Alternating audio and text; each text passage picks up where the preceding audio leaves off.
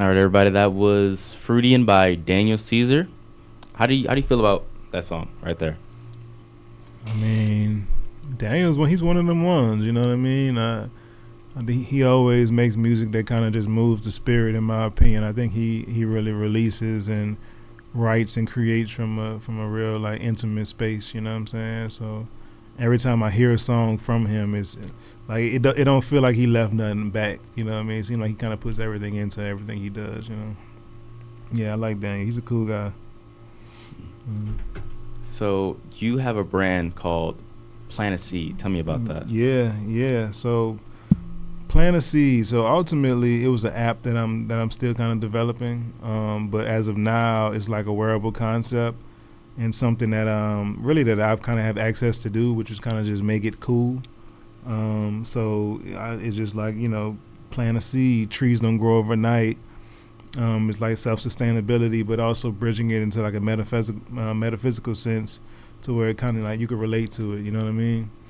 And yeah, we have pieces that are in Mr. Wolf Espresso over downtown at the CAC, and as of tomorrow, we'll officially be in Defend New Orleans DNO, starting with the Garden District location, but then we'll be in all the locations. So yeah, I mean, it's just it's a working concept that I've been working on. It's built around kind of just being able to see yourself as a plant, and just knowing that even these bodies are biodegradable. So it's just kind of like I'm still putting the real like context together, but it's all there really. Yeah, creatively. Yeah, plant a seed, man. It's a vibe. There's music tied to it as well too. Mm-hmm. I like that. Is there like any complications into like making a brand? Yes indeed, major complications.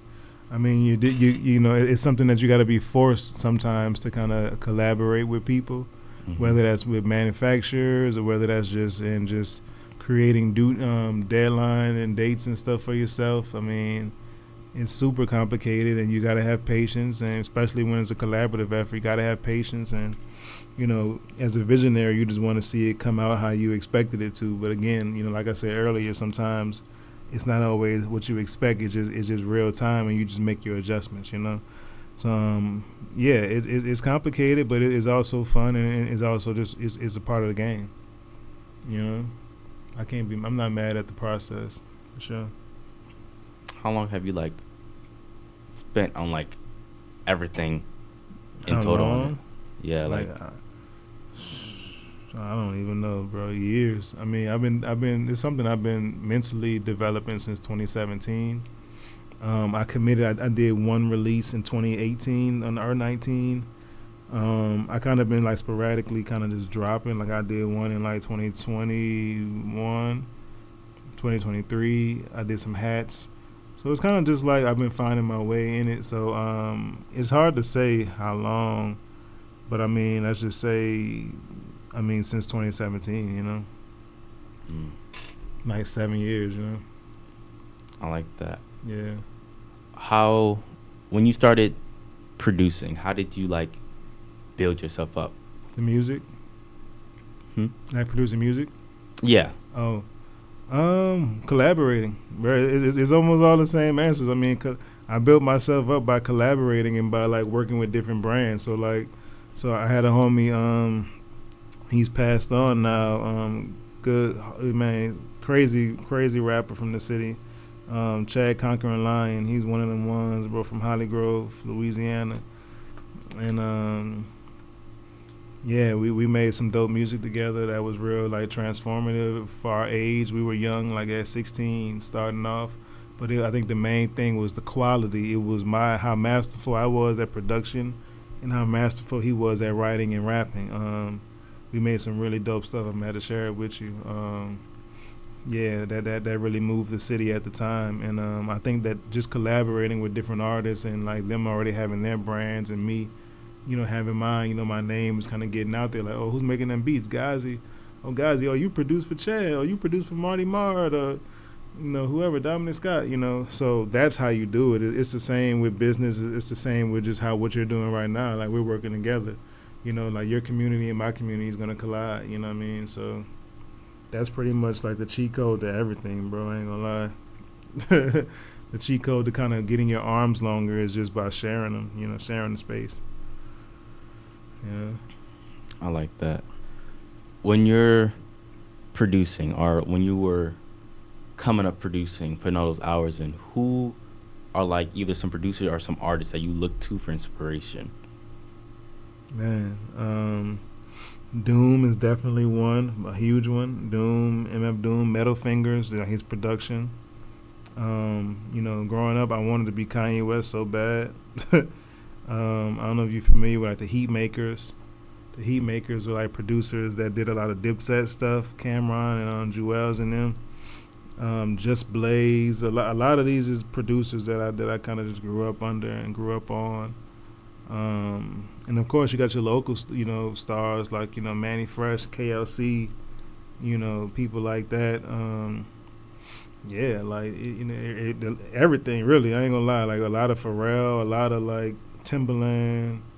I listen to everything, bro, and that's just hip hop and R&B. Like, I mean, I listen to a lot of like Italian library, French library, solo piano. Like Chili Gonzalez, like Cortex. Man, Cortex was supposed to have a show here last month, but something happened to where they didn't have the show, and it was really trippy because one of the first song that I made with my homie Chad.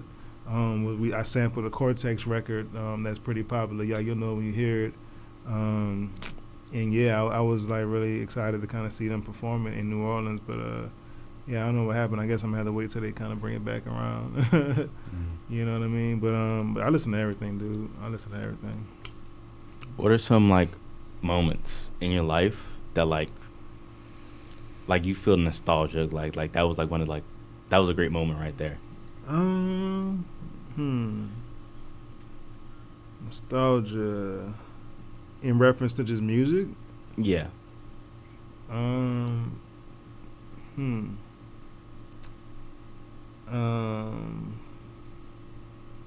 remember getting a call from Chad, and he was like, "Yo, bro, we shout out my homie DJ. My homie DJ, he's cousins with Frank Ocean. Like that's like his cousin. My homie Chad hit me one day. It was like, "Yo, bro, like I just got the car. We was in English Turn, smoking weed with Frank Ocean, bro. Like I don't know if I can say smoking weed on here, but with Frank Ocean, bro. Like we was hanging out, da da da. Like he really liked the music, da da da. I just remember like I feel like just the nostalgic is just like growing up in it, Shout out to one of the homies who's like, shout out Lawrence Parker. We used to call him Crack Tracks. He's a producer, but he was like one of the ones who really brought, I felt like, a certain type of streetwear to the city. He used to have his store called Traffic Boutique, and it used to be like the only space where you can kind of like get like hip hop and just a new wave. Like I met Big Sean there. We met like the cool kids there, like Mickey Fax, like Wiz Khalifa. I never forget when I was like 17 years old, bro. Like, Crack would text me and be like, "Yo, Wiz Khalifa doing verses for $600 right now." $600 was like so much for me when I was 17. You know what I'm saying? But like now, looking at it, it's like, oh wow, you know what I mean? So, nostalgic is like seeing Currency when Currency left like Young Money, when he was just riding around Metairie. Like you'll see Currency every day, like in the mall or something. You know what I'm saying? Like he's always outside now anyway, but that's nostalgic. It's just like when he was doing the mixtape a month, like that era I think just kind of built us because it was good to see that the industry was changing to like the blog era. Like the blog era is like my nostalgia. You know what I mean? MySpace days, like. You know what I'm saying? Like it was just a good time for creativity and just the change in the culture was like evident, But like that's what I think about when I think about nostalgia, like 2008 to 2010 type vibes, where it was like the change between like streaming and stuff, and honestly, the iPhone kind of getting popping. I think the iPhone really took off in like 08, 09. Like around that time, believe it or not, yeah. What are in you pursuing your dreams? What are some sacrifices that you had to make? Oh man, you sacrifice everything. Everything's. I can't. Being with your kids. If you got children, just spending time with them. You sacrifice just time. The most important thing you sacrifice is time and energy. And like I said earlier, just trying to find a balance to make it make sense. Because I don't want to kill myself chasing a dream. You know what I'm saying? So you kind of just find balance with your health and wealth. I like that. For somebody who's they're there, but they don't know how to go to that next step.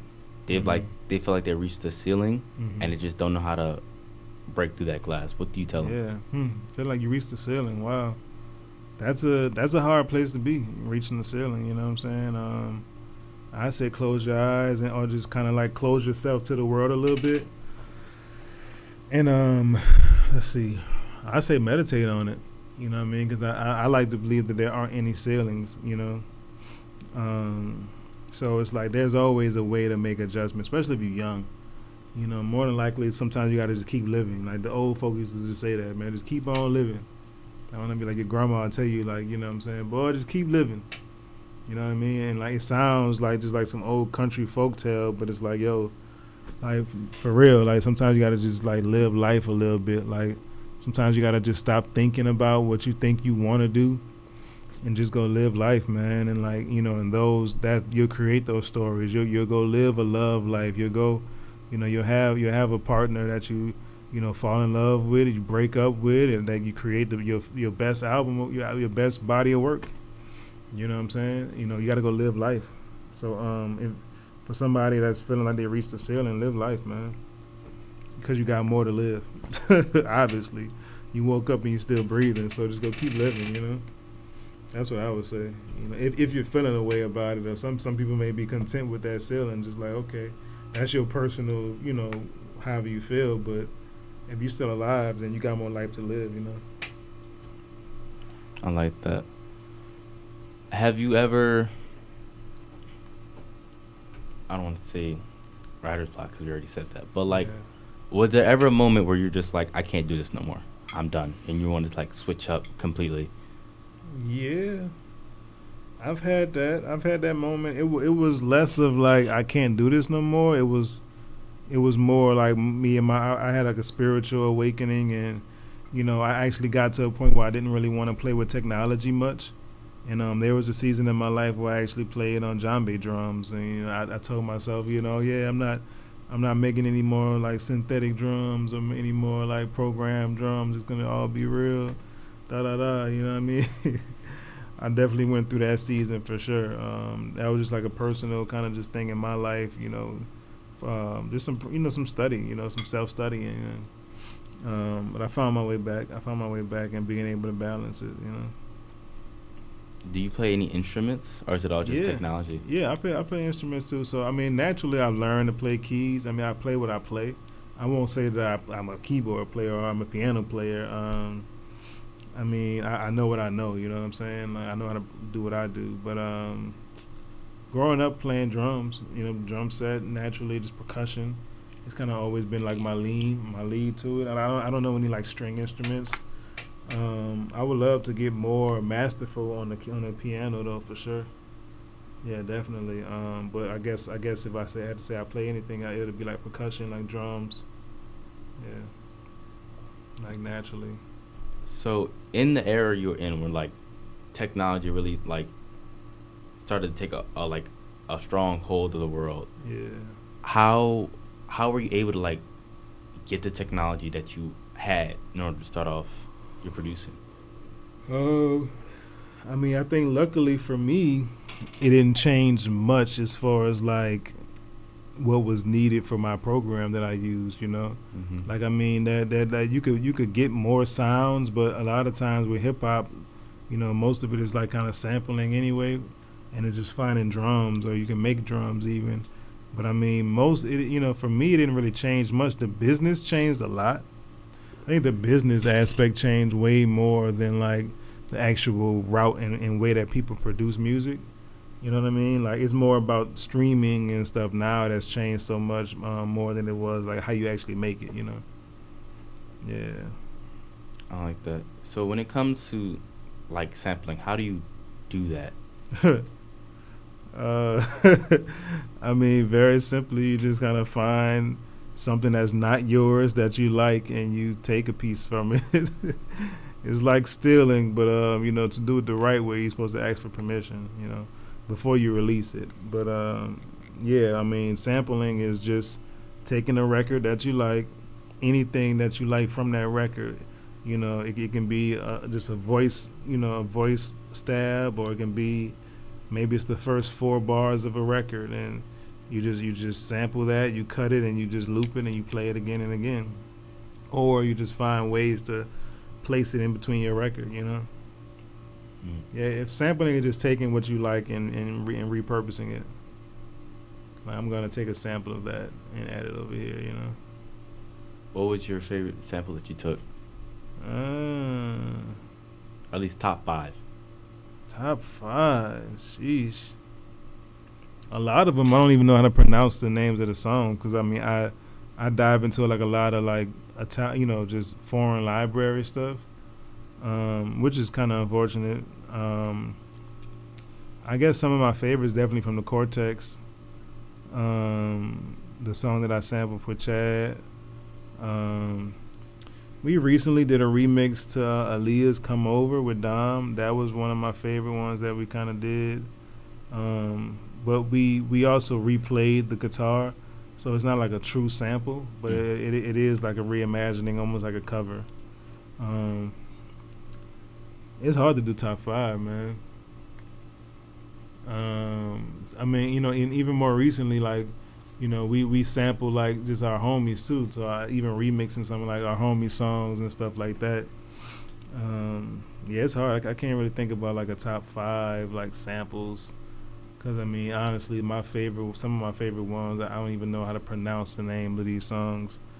But but yeah, I mean, like, you know, it's just about exploration and just kind of finding new sounds. You know.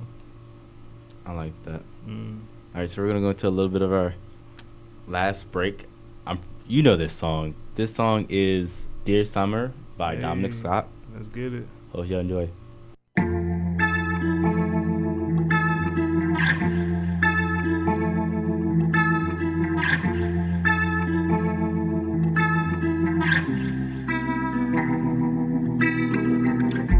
Dear summer, today I choose love, as tomorrow isn't promised, and the world isn't always honest.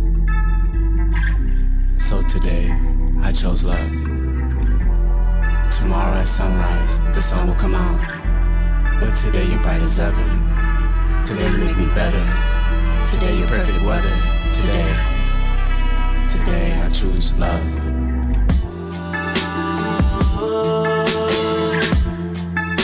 The sun shines just like you. The sun shines just like you.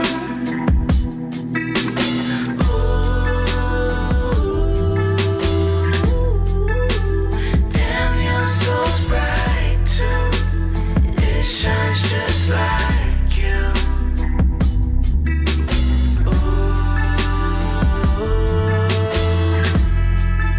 The sun shines just like you. The sun shines just like you.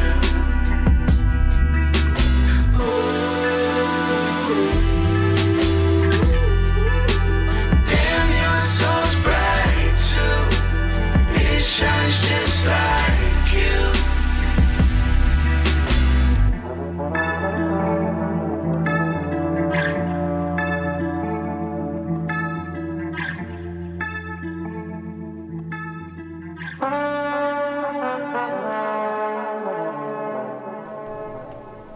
All right, so that was "Dear Summer" by Dominic Scott and produced by Ghazi. Tell me about that song right there. I didn't produce that one actually. Chris produced that one. Chris Hayes produced that one.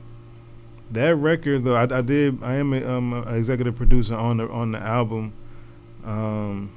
yeah, again, Dom is a great storyteller, and he found a really dope way to kind of tell a story through music, and like a love story of meeting a young lady that he was interested in who wasn't from here, fell in love, and kind of, they ended up kind of like breaking it off toward the end. But we just reimagined it and put out the alternate ending. So yeah, go check it out. Dear Summer. That's the intro. That's the intro from the project. Yeah. Nice. Featuring Blue. Featuring Blue. Have you, whenever, because you produce, do you like ever give like some of your songs out? And if you do, are there like some beats you just don't give out because you just don't feel like that artist? Yeah. I mean, honestly, I don't give beats out. Like, I mean, I do to the homies, but I don't even consider it giving beats out. I guess, like, it's funny because now that's kind of what I was going to earlier too. Is like, these days I've kind of been shaping myself into like this different type of producer. So like, honestly, bro, I'm not that guy. I was sitting with an artist the other day and it was just like, yo, just play me some beats. And I'm just like, I'm not that guy anymore where I just have like hours of beats stacked up. Like, I've been in the dungeon, making beats every day. I've been more free, and I've been expressing myself in different ways.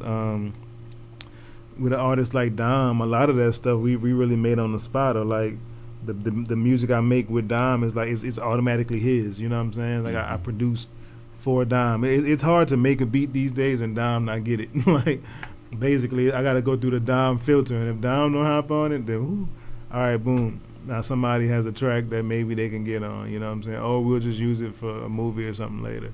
You know what I mean? So I'm just in a different zone right now, and Dom, he's very demanding and very like, creative, and he's on it. You know what I'm saying? He's hard to say no to because he's so good. You know what I'm saying? So it's like, if I make a track and he's there, he's like, bro, send me this, and he sends me back something crazy to it. It's just like, well, all right, well, like we got a record. You know what I'm saying? So yeah, I mean, I don't really send beats out. I'm starting to kind of try to get back in that mode. I just got a new crib where I've been trying to get more creative in it, and I want to get back in that mode where I do have more of a database. But as of right now, I don't have much of like a super like extended database for beats. You know. I like that. Do you feel like there's going to be some turmoil with yourself and like with your fan base when you're moving to like this new form of like producer you see yourself to be? Like, will people no, I don't think so, because I think I've always been able to communicate myself and communicate my actions and what I do. So I think that I'm gonna find a way to kind of have a balance with it all and kind of serve all of them. And I think the thing I really started off like just real raw and just kind of make. I think what I was starting off. Let me try to see how I'm gonna word this. Like, who I was when I was younger basically made me who I am now. You know what I mean? So I think it was just levels. I had to do that to get to where I am now. It's not that I won't do it or I can't do it. It's just there's a time for everything, So I don't think that my fan base or my community is upset about how I'm moving. I mean, I'm of service so much, so I'm just like, what did I do, So yeah, I think it's all good. Has like the popularity ever got to you at any point? Nah. I mean, I'm not that popular, man. I don't know. I'm not like you. I've gone through my different phases. I think, with Ghazi these days, it's more mystery than it is anything. I think a lot of people, a lot of women, a lot of people really just don't know fully what it is. I think people see me around. Like, you might see me here, you might see me there. I'm going to Atlanta Thursday for something. I'm a part of so many different projects, and I'm in the background in a lot of these projects. And I think that it's one of those things where it's like, I'm trying to be in the back. I'm not necessarily the one to be in the light. That's why I say like talking and having these type of conversations is kind of new for me. So I think that it still has mystery tied to it. So I can't say that it's really gotten to me because I haven't been.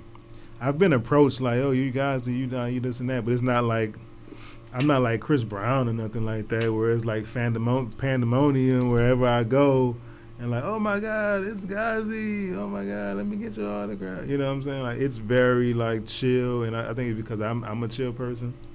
So yeah, it hasn't gotten to me for sure. Nice. All right, so we got like 3 minutes left of the show. Is there like any last talking points you want to talk about? Anything you want to put out there?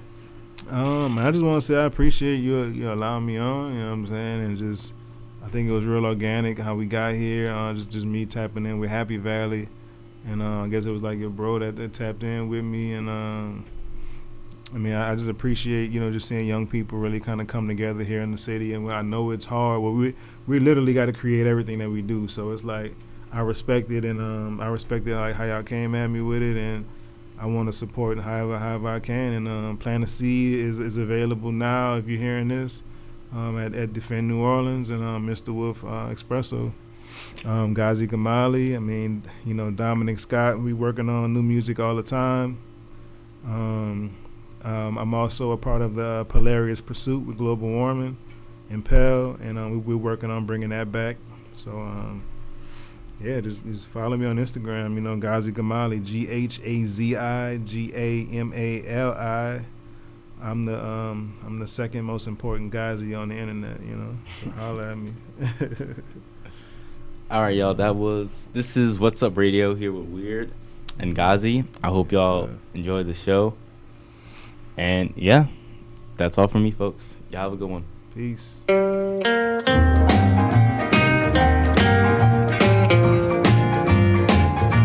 I just want